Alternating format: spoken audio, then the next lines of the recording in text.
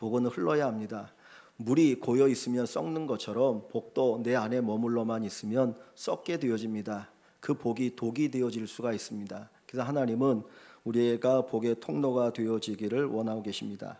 또 우리가 복의 유통자가 되어야 하는 것은, 복이라고 하는 것은 나에게만 유익이 아니고 다른 분들에게도 유익이 되어야 합니다. 나는 유익이 되는데 다른 사람에게 해가 된다면 그건 복이 아니죠. 나에게도 유익이 되고 다른 사람에게 유익이 될 때 그게 진짜 복인 것이지, 나는 좋은데 다른 사람은 싫다, 그러면 그건 복 받았다라고 말할 수가 없는 것입니다. 어느 부자가 있었습니다. 그는 농사를 지었는데 소출이 많아서 자기가 가지고 있는 창고에 그 모든 곡식을 다 담아둘 수가 없었어요. 그래서 창고를 헐고 더 큰 창고를 지어놓고 하는 이야기가, 내가 소출이 많으니 이제 몇 년을 먹고 살 양식이 넉넉하니 내 영혼아 이것을 먹으며 오래오래 살자라고 이야기합니다. 그때 하나님은 그를 가리켜서 뭐라고 하냐면 어리석은 자라고 얘기하셔요. 어리석은 자, 어리석은 자. 하나님이 내 영혼을 도로 찾으면 네가 준비한 것이 네 것이 되겠느냐. 이 부자의 마음속에는 자기밖에 없었어요. 자기를 위해 수고했던 그 집에 있는 종들이나 하인들이나 주변에 있는 사람에게는 아무 관심도 없었고 하나님에 대해서도 관심이 없었습니다. 오직 자기 혼자 잘 맞고 잘 사는 것, 그것이 그의 목적이었어요. 그를 가리켜 하나님은 어리석은 자라고 이야기합니다. 세상 사람들은 그를 부자라고 얘기할지 모르고 복받았다고 얘기할지 모르지만 하나님은 그것이 아니라 오히려 어리석은 자다, 어리석은 자다. 나의 복이 다른 사람에게 복이 될 때, 다른 사람에게 유익이 될 때 진짜 그것이 복 있는 사람의 모습인 것입니다. 그래서 하나님께서 아브라함에게 복을 주실 때 그냥 복을 주었다라고 끝나는 것이 아니라 너로 말미암아 모든 민족이 천하 만민이 복을 얻을 것이라, 이 말씀을 주고 계셔요. 우리 사랑하는 모든 성도 여러분들, 올 한 해 하나님으로부터 복받는 한 해가 되어주시고 또 여러분을 통해서 또 누군가가 복을 받는 귀한 축복이 있기를 주의 이름으로 간절히 축원합니다. 오늘 우리가 아까 읽었던 세 군데의 말씀을 보았는데 하나님께서 아브라함에게 복을 약속하시는 말씀입니다. 창세기 12장과 창세기 18장과 창세기 22장에서 하나님께서 복에 대한 말씀을 주고 계십니다. 이 아브라함의 모습을 통해서 우리가 복의 통로가 되어지는 사람, 어떤 사람을 하나님 복의 통로로 쓰시는가 하는 부분들을 먼저 생각해 보기를 원합니다. 먼저 창세기 18장에 있는 말씀을 보면 하나님께서 이 아브라함을 찾아가셔서 이 복에 대한 약속을 주고 계시죠. 창세기 18장 18절 말씀을 보시면 아브라함은 강대한 나라가 되고 천하 만민은 그로 말미암아 복을 받게 될 것이 아니냐. 하나님께서 이 아브라함을 강대한 나라로 만들어 주시겠고 그 아브라함을 통해서 천하 만민이 복을 받게 되어질 것이다 라고 약속하고 계셔요. 근데 이 말씀의 앞뒤를 보면은 이 아직 아브라함이 이삭을 낳지 못했을 때입니다. 아직도 자식이 없을 때인데 하나님이 천사들과 함께 아브라함을 찾아오셔서 아브라함에게 이제 다시 아들에 대한 약속을 주고 계셔요. 그러면서 이제 너로 말미암아 천하 만민이 복을 얻게 되어질 것이다 라고 약속하십니다. 그런데 그 뒤에 보면 하나님이 또 어떤 말씀을 하냐면 소돔이라고 하는 성이 있는데 이 성이 너무 악해서 사람들이 그 악으로 인하여 고통당하는 소리가 하나님 앞에 그 부르짖음이 들리기 때문에 내가 이 성을 가만히 두지 않고 멸망 심판하시겠다라고 말씀을 하시는 거예요. 그때 그 말을 들은 아브라함이 하나님 앞에 중보 기도를 드립니다. 이 소돔성에는 누가 살고 있어요? 아브라함의 조카 롯이 살고 있었어요. 그 이전에 아브라함과 조카가 헤어져서 아브라함은 가나안 땅에 머물러 있었지만 이 조카 롯은 이 소돔 땅, 기름지고 목축하기 좋은 땅을 찾아갔습니다. 그런데 그 땅에 사는 사람들이 너무나 아끼기 때문에 하나님이 더 이상 볼 수가 없었던 거예요. 그래서 그 땅을 멸하시겠다라고 하나님이 작정을 하셨는데 그 이야기를 누구에게 말씀하셔요? 아브라함에게 하시는 거죠. 왜 하나님께서 아브라함에게 그 얘기를 하시겠습니까? 그냥 하나님이 그 성을 그냥 멸하시는 것 자체가 목적이라면 굳이 아브라함에게 말씀하실 필요가 없잖아요. 그죠? 그런데 하나님은 이 아브라함에게 먼저 그 소돔성을 멸하시겠다라고 말씀을 하고 계십니다. 그러자 아브라함이 그 소돔성을 위해서 하나님 앞에 기도합니다. 이 세상에 복의 통로로 쓰임 받을 수 있는 사람은 누군가를 위해서 중보 기도하는 사람입니다. 우리가 기도한다는 게 너무나 귀하고 소중하죠. 나를 위해서 기도하는 것도 귀하고 소중하지만 내가 누군가를 위해서 기도하는 사람, 그 사람이 복의 통로로 쓰임받는 사람입니다. 지금 예수 그리스도가 저 천국에서 우리를 위해서 중보기도 하시는 것처럼 우리들도 그 누군가를 위해서 중보기도하며 살아가는 사람이 진짜 복의 통로로 쓰임받는 사람입니다. 이 아브라함은 이 하나님의 심판의 예언을 듣고 하나님 앞에 기도합니다. 하나님, 거기는 분명히 악인들이 많지만 그래도 거기에 의인이 있지 않겠습니까? 그런데 그 악인과 함께 그 의인들을 죽이는 거는 이건 뭔가 잘못된 거 아닙니까? 하나님, 의인들이 있으면 그 땅을 용서해 달라고 기도해요. 그러면서 뭐라고 하니까 거기에 의인 50명이 있다면 그 의인 50으로 인하여서 그 땅을 멸하지 말고 살려주십시오라고 기도하죠. 그때 하나님이 그래, 의인 50명이 있으면 내가 그 땅을 멸하지 않겠다라고 얘기합니다. 그런데 아브라함이 가만히 생각해 보니까 50명이 안 될 것 같아요. 그러니까 다시 기도합니다. 하나님, 그러면 45명이 있으면요, 그러면 내가 용서하리라. 또 생각해 봅니다. 아닐 것 같아요. 그러니까 40명, 30명, 20명, 마지막 몇 명까지 가요? 10명까지 내려갑니다. 의인 10명만 있으면 내가 그 성을 멸하지 않겠다라고 말씀하셔요. 저는 이 기도를 보면서 오늘 이 시대에 우리가 원망과 불평하는 것이 아니라 정말 의인 10명이 되기를 원합니다. 세상이 아무리 악하고 악해도 하나님은 그 악인들을 보는 것이 아니라 의인들을 보시고 그 땅을 용서하시겠다라고 말씀하셔요. 우리는 세상을 보면서 원망하고 불평하지 않습니까? 왜 세상이 이렇게 악할까? 왜 저 사람들은 악한데도 잘 살까? 원망하고 불평하거든요. 근데 정말 하나님이 찾으시는 사람, 하나님의 눈은 누구에게 향하고 있어요? 의인에게 향하고 있어요. 저와 여러분들이 이 시대에 의인으로 살아간다면 그것 자체가 복의 통로가 되어지는 것입니다. 하나님은 의인을 통해서 이 세상을 통치하시고 이 세상에 복을 주시고 이 세상을 복되게 하여 주실 줄 믿습니다.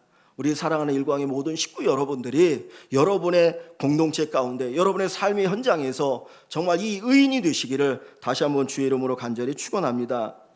그런데 문제는 이 소돔성의 의인 10명이 없었다라는 거예요. 소돔성의 의인 10명이 없어서 결국은 하나님께서 이 소돔성을 유황불로 멸망하십니다. 그런데 저는 이 아브라함의 기도를 보면서 뭔가 조금 이상하다는 생각이 들었어요. 여러분이 아브라함의 기도를 보면서 무슨 생각이 드십니까? 하나님이 그 소돔성이 약하니 네 조카 롯이 사는 그 성을 내가 멸하겠다라고 말씀하실 때 아브라함의 기도가 뭔가 좀 다르지 않습니까? 만약에 저나 여러분이라면 우리는 어떻게 기도할까요? 하나님, 거기는 제 조카 롯이 있어요. 조카 롯이 있어요. 다른 사람들은 악하니까 다 죽어도 마땅하지만 그래도 내 조카만은 좀 살려줘야 되지 않습니까? 하나님, 내 조카 롯을 좀 구출해 주십시오라고 기도하지 않을까요? 그죠? 일반적인 기도의 내용 아닙니까? 그런데 아브라함은 그렇게 기도하지 않았다라는 거예요. 그는 내 조카 롯을 구원해달라고 기도한 것이 아니라 하나님, 그 땅이 악하지만 의인 10명이 있다면 그 의인 10명을 통해서 그 땅을 용서해 주시길 바랍니다. 다시 기회를 주시길 바랍니다. 이것이 바로 아브라함의 기도였어요. 우리는 중보기도에도 항상 내 중심입니다. 내 가족, 내가 사랑하는 사람, 나에게 뭔가 가까운 사람들만을 위해서 중보기도하는데 하나님이 우리에게 정말 원하시는 기도는 뭡니까? 더 넓어지길 원하는 거예요. 악인을 위해서라도 기도하기를 원하고 계십니다. 하나님은 어떤 분입니까? 사랑의 하나님 아니십니까? 선인에게만 햇빛을 주고 비를 내리시는 것이 아니라 악인에게도 햇빛을 주시고 비를 내려주시는 하나님이십니다. 너희를 사랑하는 자만 사랑하는 것이 아니라 너희를 미워하는 자, 너희의 원수까지도 사랑하라고 말씀하고 계셔요. 우리 기도는 사랑의 기도가 되어야 합니다. 우리 기도 가운데 정말 모든 세상의 사람들을 놓고 중보기도 하시는 여러분이 되어서 하나님이 우리를 복의 통로로 쓰시는 놀라운 축복의 역사가 있기를 주님의 이름으로 간절히 축원합니다.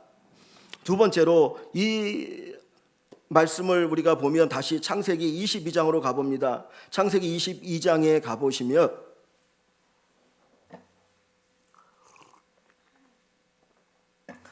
하나님께서 이 아브라함의 씨를 통해서 천하 만민이 복을 받으리니 18절에 말씀하고 계셔요. 근데 그 뒤에 보면 이유가 나와 있습니다. 이는 내가 나의 말을 준행하였음이라.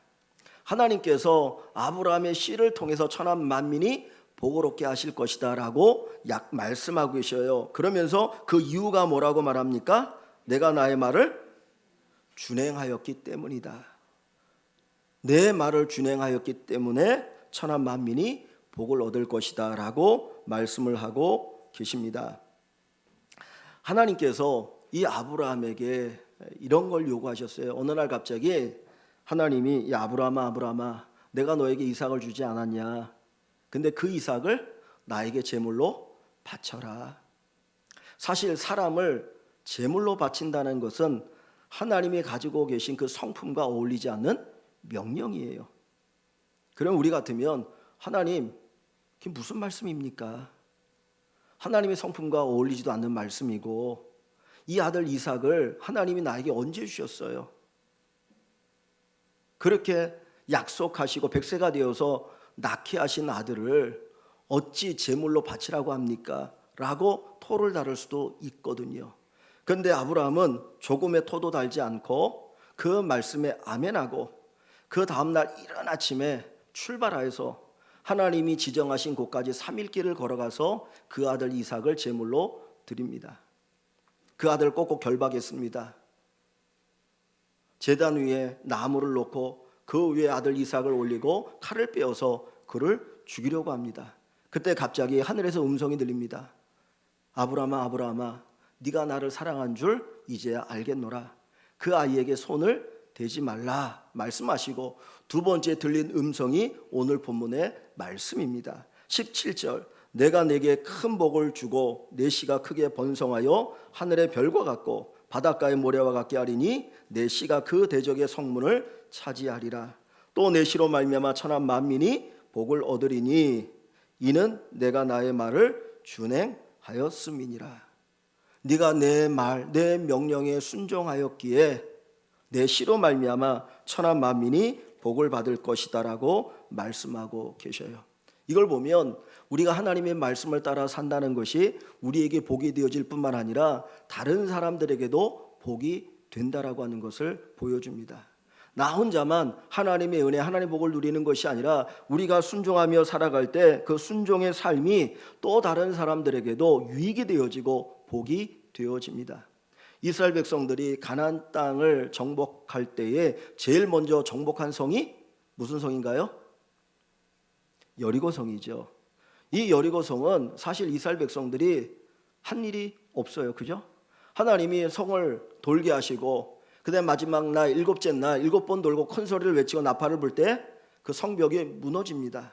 그리고 나서 그 땅을 정복하게 되어요. 그때 하나님께서 미리 주신 말씀이 뭐냐면 너희가 가나안을 이 여리고성을 정복하면 하나도 남기지 말고 다 불태우고 죽여라고 말씀하셨어요. 그랬는데 아간이라고 하는 사람이 아무도 몰래 외투와 금덩어리를 숨겼습니다. 훔쳤습니다. 아무도 몰랐어요. 여호수아도 몰랐고 그 누구도 몰랐습니다. 이제 여리고성을 정복하고 나서 작은 아이성을 정복하기 위해서 전쟁을 벌였는데 그만 전쟁에 실패했어요. 여호수아가 하나님께 묻습니다. 하나님 이게 어찌된 일입니까? 우리는 하나님 의지하고 전쟁인데 왜 실패합니까? 라고 물을 때 하나님 뭐라고 말씀합니까? 너희 가운데 범죄한 자가 있다라고 얘기하시죠. 그래서 제비를 뽑았더니 아간이라고 하는 손님이 뽑히게 되어지고 그가 하나님이 금하신 것을 행했기 때문에 즉 외투와 금덩어리를 훔친 것으로 인하여서 그 전쟁의 패배를 경험하게 되었던 것입니다. 한 사람의 불순종이 공동체에 큰 고통과 아픔을 가져다 줍니다. 한 사람의 순종이 공동체를 복되게 하고 유익하게 합니다. 하나님께서 우리에게 말씀을 주시는 것은 그 말씀을 통해서 우리가 복을 받을 뿐만 아니라 그 말씀이 저와 여러분 모든 사람들에게 복이 되게 하시는데 목적이 있는 거예요. 성경의 내용을 쉽게 이야기하면 십계명으로 우리가 볼 수 있습니다. 10가지의 계명, 그 십계명은 1계명부터 4계명까지는 하나님과의 관계이고 5계명부터 마지막 10계명은 사람과의 관계이죠. 예수님은 이것을 크게 2가지로 말씀하셨는데 5계명이 뭡니까? 내 부모를 공경하라. 6계명은 살인하지 말라. 7계명은 간음하지 말라. 8계명은 도둑질하지 말라.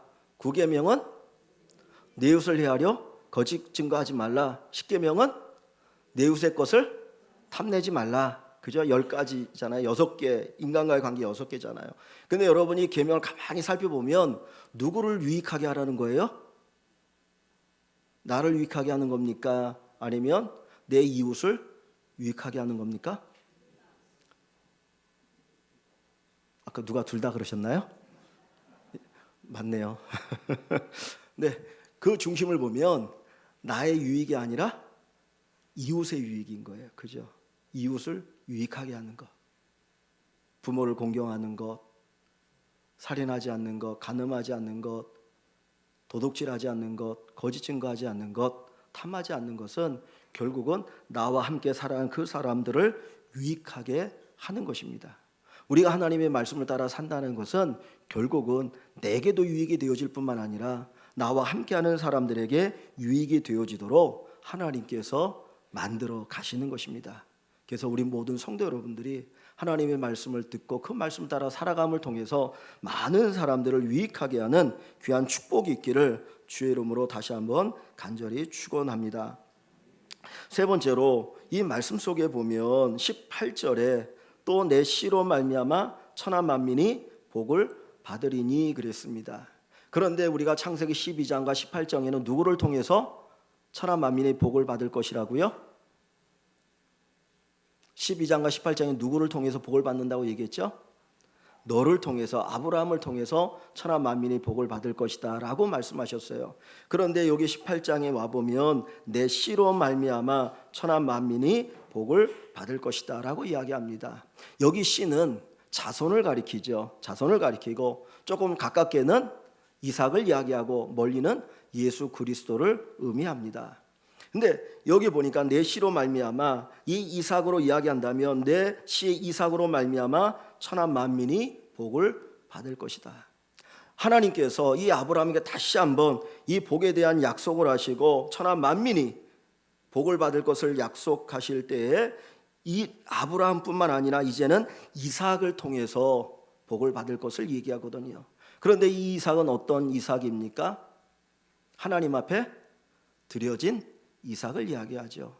하나님 앞에 제물로 드려졌던 그 이삭을 통해서 하나님은 그를 통해서 천하 만민이 복을 받을 것이라.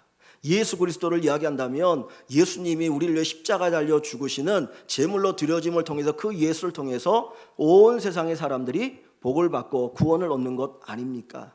하나님께서는 뭐를, 어떤 사람을 도구로 쓰느냐? 하나님 앞에 드려진 사람을 도구로 쓰신다라는 거예요. 한 어린아이가 가지고 있었던 보리떡 5개, 물고기 2마리. 그 물고기라 해봐야 멸치만한 아주 작은 것입니다.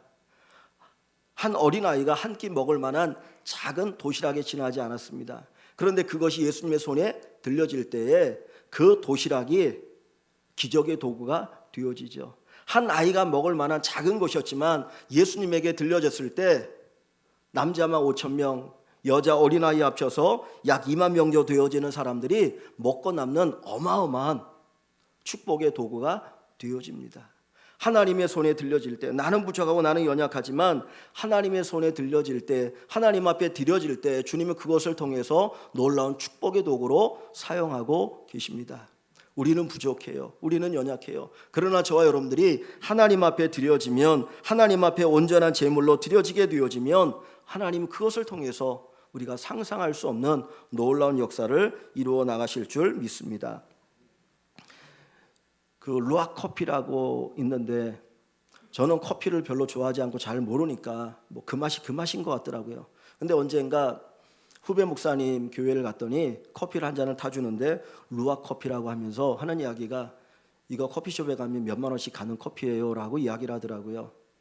그래서 감사한 마음으로 먹었는데 사실은 뭐 커피 맛을 모르니까 잘 모르겠어요. 그런데 루악 커피라고 하는 게 뭡니까? 사양 고양이가 먹고 배설한 그 커피 콩을 가지고 만든 커피가 루악 커피거든요. 사양 고양이의 몸을 한번 지나 나올 때 그 가치가 달라져요. 똑같은 커피 콩이지만 그것을 사양 고양이가 먹고 배출하면 그것이 다른 커피가 되어집니다. 똑같은 사람이지만 저와 여러분들이 하나님 앞에 맡겨질 때, 하나님 앞에 드려질 때 우리의 인생이 달라지고 도구가 달라집니다. 누가 들었느냐에 따라서, 누가 쓰냐에 따라서 달라지는 인생이 되어집니다. 그냥 메마른 막대기지만 그게 모세의 손에 들려졌을 때, 하나님의 손에 들려졌을 때 기적의 도구가 되어집니다. 하나님께서 우리를 들어 쓰시면, 하나님 앞에 우리가 드려지면 하나님 우리를 통해서 놀라우신 주님의 일을 행하실 줄 믿습니다. 그래서 로마서 12장 1절 2절에 보면 너희 몸을 하나님이 기뻐하시는 거룩한 산제물로 드려라. 우리 사랑하는 성도 여러분, 하나님 앞에 여러분 자신을 드릴 수 있길 원합니다. 하나님 저를 사용하십시오. 저를 사용하여 주십시오. 2020년 하나님 앞에 사용되어지기를 원합니다. 하나님이 쓰시는 사람이 되길 원합니다. 이것이 우리의 기도 제목이 되기를 원합니다. 사무엘은 어떻게 보면 태어날 수 없는 존재였어요. 그러나 그의 어머니가 하나님 앞에 기도할 때 그의 기도를 들으시고 사무엘을 이 땅에 보내셨습니다. 그 사무엘이 하나님 앞에 드려져서 성전에서 자라지요. 그 사무엘을 통해서 하나님은 이스라엘 나라를 다시 세우게 되어집니다. 이사야 선지자, 그가 성전에 들어가서 하나님의 영광을 보게 되었습니다. 그 영광 가운데 자기가 죄인이라는 것을 깨닫게 되어지죠. 화로다 나여 망하게 되었도다. 내가 입술이 부정한 중에 하나님을 배웠음이라고 고백합니다. 그때 하나님께서 그 이사야 선지자를 향해서 이렇게 말합니다. 누가 나를 위하여 갈고, 누가 나를 위하여 갈고, 주여 내가 여기 있나이다, 나를 보내소서. 주여 내가 여기 있습니다, 나를 보내소서. 이 험한 세상에, 이 악한 세상에 하나님 나를 들어 쓰시고 나를 보내셔서 저를 축복의 도구로 사용하여 주시옵소서. 이 기도가 우리의 기도가 되기를 원합니다. 성 프란시스코가 자기 자신을 평화의 도구로 써달라고 기도하는 것처럼 우리 사랑하는 모든 성도들이 하나님 앞에 이렇게 쓰임받기를 원합니다. 참된 복은 나 혼자 받는 게 아닙니다. 예수 그리스도가 복이십니다. 이미 우리는 신령한 복을 받은 사람들이죠. 하나님 순간순간마다 우리를 복된 것으로 인도하여 주실 줄 압니다. 그런데 그것을 나 혼자만 간직하는 것이 아니라 하나님의 복을 나누는 우리 일광의 식구들이 되길 원합니다. 그래서 여러분들이 어느 곳에 있든지 집사님, 권사님, 장로님, 목사님, 당신 때문에 내가 복을 받았습니다. 당신 때문에 내가 힘들고 어렵지만 다시 힘을 얻어서 살아갈 용기를 얻었습니다. 당신 때문에 예수를 만났습니다. 이 고백이 있기를 원합니다. 교사가 된다고 하는 것, 교회에서 어떤 위치에 있는다라고 하는 것은 복의 통로가 되는 것입니다. 그런 아름다운 복의 통로로 쓰임받는 우리 모든 성도 여러분 되시기를 주님의 이름으로 간절히 축원합니다. 기도합니다.